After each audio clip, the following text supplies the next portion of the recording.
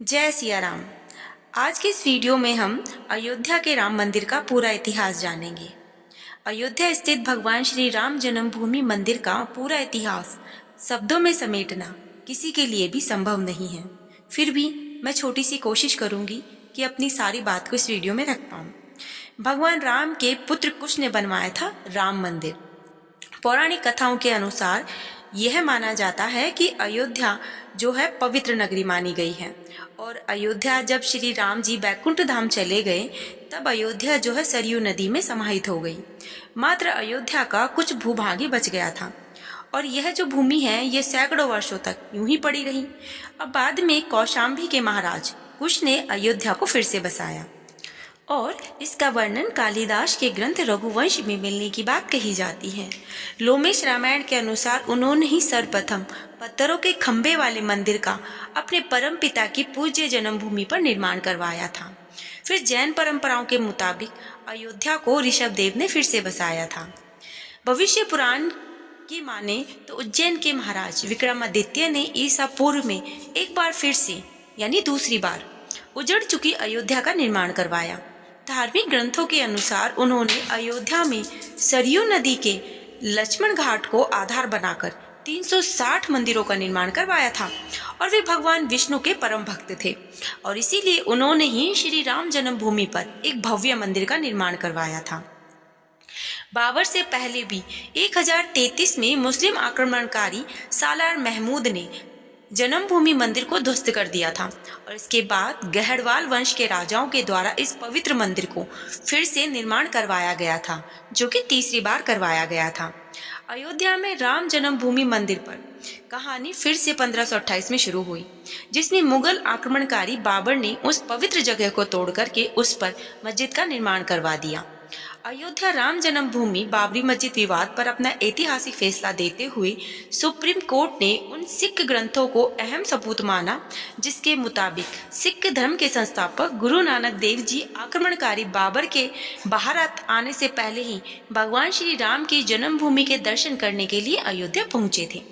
गुरु नानक देव जी 1510 से 1511 के बीच अयोध्या आए हुए थे, जबकि बाबरी मस्जिद 1528 में बनवाई गई थी। इतिहासकारों के अनुसार वहां पर बाबर के कहने पर उसके एक सूबेदार ने मस्जिद का निर्माण करवाया था।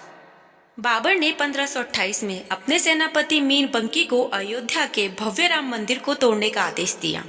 इतिहासकार कनिंगम कहते हैं कि श्री राम मंदिर को बचाने के लिए हिंदुओं ने जान की बाजी लगा दी, जिसमें 1,74,000 हिंदू वीरों के बलिदान के बाद ही मुगल मंदिर को हानि पहुंचा सके थे। मंदिर इतना मजबूत था कि तोड़ने के लिए तोप के गोलों का इस्तेमाल करना पड़ा। मंदिर को नष्ट करने के बाद जलाल शाह ने हिंदुओं के खून का गारा बनाकर लखोरी ईंटों से बाबरी मस्जिद का निर्माण करवाया था।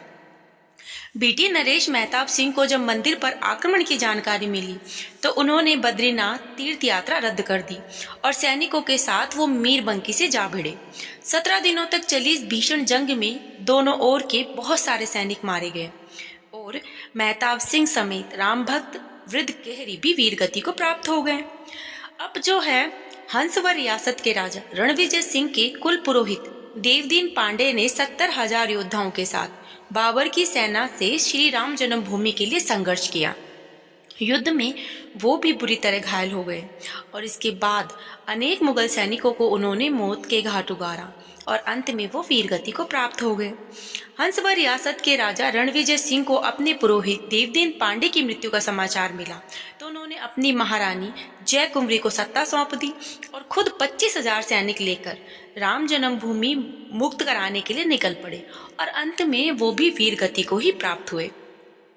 राजा रणविजय सिंह के बलिदान के बाद महारानी जय कुंवरी आनंद संप्रदाय के महंत स्वामी महेश्वर नंद के साथ मिलकर श्री राम जन्मभूमि के लिए संघर्ष जारी रखा। उन्होंने मठों, मंदिरों, अखाड़ों से असंख्य नागा संप्रदाय, गौरक्षपंथी, दिगंबर, निर्मले साधुओं ने भी शस्त्र उठा लिए थे। उन्होंने शत्रुओं पर छापामार युद्ध नीति अपनाई थी। अब इससे मीर बंकी इतना डर गया कि वो डर के मारे ताशकंद भाग गया। अभिमन्यु के काल में भी महारानी जयकुमारी और स्वामी महेश्वरानंद लगातार संघर्ष करते रहे और इन्हें 10वें युद्ध में सफलता मिली और श्री राम जन्मभूमि 2-3 सालों तक मुगलों से मुक्त रही। बाद में दोनों योद्धा मुगलों की विशाल सेना से लड़ते हुए वीरगति को प्राप्त हो गए। अकबर के समय कोयम्बतूर से आए रामानुज संप्रदाय के स्वामी बलराम आचार्य ने श्री राम जन्मभूमि को मुक्त कराने के लिए कुल 20 युद्ध लड़े थे। उसके बाद में बीरबल और टोडरमल की सलाह पर अकबर ने वहां एक छोटा सा मंदिर बनवाने की अनुमति दे दी और शाहजहां के काल तक उस मंदिर में निर्विघ्न पूजा होती रही। 90 वर्ष निर्विघ्न पूजा होने के बाद औरंगजेब ने अपने सिपह सलाहकार जांबाज खां को सेना समेत मंदिर को नष्ट करने के लिए भेजा। अयोध्या के अहिल्या घाट पर परशुराम मठ था। वहां बाबा वैष्णवदास रहते थे। उनके साथ चिमटाधारी साधुओं की एक विशाल शिष्य मंडली रहा करती थी। इन्हीं चिमटों और त्रिशूलों के साथ वे मंदिर की रक्षा करते थे और उनसे डरकर जाबाज खां उल्टे पांव भाग गया। औरंगजेब ने दूसरी बार सैयद हसन अली को विशाल सेना के साथ मंदिर को नष्ट करने के लिए भेजा था। वहां पर वैष्णवदास ने गुरु गोविंद सिंह जी से संपर्क साधा और वे सेना समेत मंदिर की रक्षा करने के लिए अयोध्या आ गए। उन्होंने साधु सेना के साथ मिलकर के मुगल सेना को धूल चटा दी। 1664 में औरंगजेब ने फिर एक विशाल सेना मंदिर को तोड़ने के लिए भेजी थी, लेकिन तब तक गुरु गोविंद सिंह जी लौट चुके थे। मुगल सेना ने चौतरफ पर बने छोटे से मंदिर को तोड़कर वहां गड्ढा बना दिया, लेकिन श्रद्धालु श्री राम जी के भक्त थे, वो वहीं आकर के पूजा करते रहे। अमेठी के राजा गुरुदत्त सिंह और पीपरा के राजकुमार सिंह ने नवाब सादत अली से श्री राम मंदिर के लिए संघर्ष जारी रखा। हिंदुओं के लगातार हमलों से तंग आकर नवाब ने पूजा और नमाज दोनों की ही अनुमति उन्हें दे दी। आजादी से पहले एक अंग्रेज सिपाही अब्दुल बरकत ने फैजाबाद दिलाजीज के नायर के सामने बयान दिया कि 22 और 23 दिसंबर 1941 की रात करीब 2 बजे उसने मंदिर में एक हल्की सी रोशनी देखी, जो कि बाद में सुनहरी हो गई। इसके बाद घुंघराले बालों वाले 4-5 साल के एक सुंदर बालक को देखकर वह हैरान हो गया। थोड़ी देर बाद वह देखता है कि मुख्य द्वार जो है वो टूटा हुआ है और मंदिर में हिंदुओं की भीड़ एक सिंहासन पर मूर्ति रखकर पूजा कर रही है। इसके बाद राम मंदिर आंदोलन चल ही रहा था, जिसमें 30,000 से ज़्यादा पुलिसकर्मी जो हैं अयोध्या तैनात कर दिए गए थे। उसके बाद कोलकाता के कोठारी बंधुओं ने श्री राम मंदिर के लिए अपने बलिदान दिए थे। राम कुमार कोठारी और शरद कोठारी राम मंदिर के प्रति इतने समर्पित थे कि 200 किलोमीटर का रास्ता उन्होंने पैदल ही तय कर दिया था।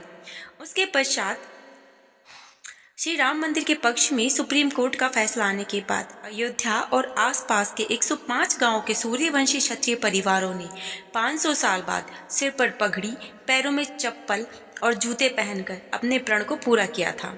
दरअसल इनके पूर्वजों ने 16वीं शताब्दी में मंदिरों को बचाने के लिए मुगलों से युद्ध लड़ा था, लेकिन वो हार गए। ठाकुर गज सिंह के नेतृत्व में मुगलों से जंग हुई थी और इस जंग में ठाकुर गज सिंह हार गए थे और हारने के बाद गज सिंह ने श्री राम मंदिर जन्मभूमि पर कब्जा होने तक पगड़ी और जूते न पहनने की प्रतिज्ञा ली थी और इसी प्रतिज्ञा का पालन उनकी आने वाली पीढ़ियों ने भी किया था। श्री राम मंदिर के लिए हिंदू समाज ने 78 धर्म युद्ध लड़े, जिनमें 3,50,000 से ज्यादा हिंदू वीरों ने अपने प्राणों की आहुति दे दी थी। बाबर के काल में 5 धर्म युद्ध, हुमायूं के 10, अकबर काल में 20, औरंगजेब के काल में 30, नवाब साहद अली के काल में 5, नसरुद्दीन हैदर के समय 3, वाजिद अली के समय 2 और अंग्रेजों के समय 2 और पूर्व प्रधानमंत्री के कार्यकाल में भी एक धर्मयुद्ध लड़ा गया था। 5 अगस्त 2020 को प्रधानमंत्री नरेंद्र मोदी ने श्री राम जन्मभूमि पर राम मंदिर के लिए शिलान्यास किया था और इसके साथ भव्य श्री राम मंदिर की नींव पड़ गई। 500 साल तक हिंदू समाज के सतत संघर्ष के बाद अयोध्या में एक भव्य राम मंदिर बन रहा है, जिसका उद्घाटन 22 जनवरी 2024 को किया जाएगा। राम मंदिर 235 फीट चौड़ा, 360 फीट लंबा और 161 फीट ऊंचा होगा। यह मंदिर नागर शैली में बनाया जा रहा है। नागर शैली भारतीय मंदिर निर्माण की वास्तुकला के निर्माण की एक प्रमुख शैली है। यह मंदिर दुनिया का तीसरा सबसे बड़ा हिंदू मंदिर होगा, जिसके परिसर में प्रार्थना कक्ष, राम कथा कुंज, वैदिक पाठशाला, संत निवास, यति निवास, संग्रहालय और कैफेटेरिया को डिजाइन किया गया है। इसमें भगवान राम की 5 वर्ष की आयु के स्वरूप वाली मूर्ति स्थापित की जाएगी और इस मूर्ति का स्वरूप वाल्मीकि रामायण से लिया गया है। जय श्री राम। अगर आपको जानकारी पसंद आई हो तो कृपा करके चैनल को जरूर से जरूर सब्सक्राइब करें। बोलिए जय सीताराम।